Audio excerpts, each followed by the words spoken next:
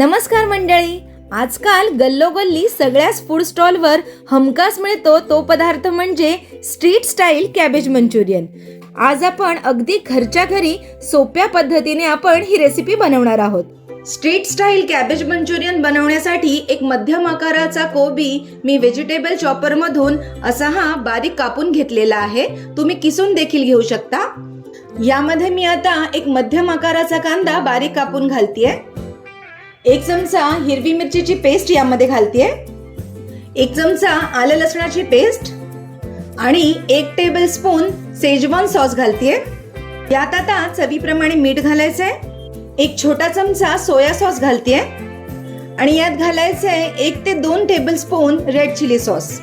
त्याचबरोबर यामध्ये थोडीशी काळी मिरी पूड घालतीये आणि स्ट्रीट स्टाईल कॅबेज मंचुरियनचा कलर येण्यासाठी थोडासा मी यामध्ये कलर घालते।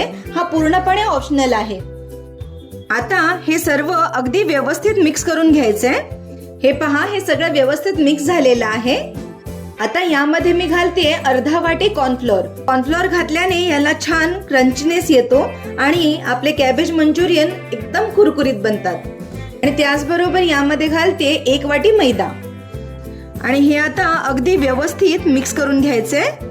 हे पहा, हे मिश्रण अगदी व्यवस्थित मिक्स झालंय आणि आता यामध्ये मी घालते अगदी चिमूटभर बेकिंग सोडा। याने काय होतं, आपले जे कॅबेज मंचुरियन आहेत ते अगदी हलके बनतात। हा सोडा देखील या मिश्रणात व्यवस्थित मी मिक्स करून घेतलाय। आता क्रिस्पी मंचुरियन फ्राय करून घेऊया। आता मंचुरियन सोबत खाण्यासाठी झटपट अशी चटणी बनवूया।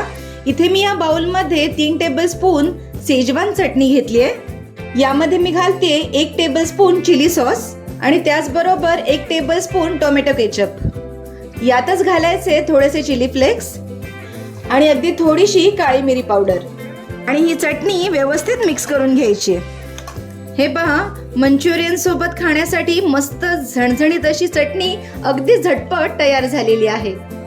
कढईमध्ये मी व्यवस्थित तेल गरम करून घेतलंय आणि आता यामध्ये हे छोटे छोटे मंचुरियन आपल्याला अलगद असे हे सोडायचे आहेत। मंचुरियन मी तेलामध्ये टाकून घेतले आणि आता हे क्रिस्पी होईपर्यंत छान आपल्याला फ्राय करून घ्यायचे।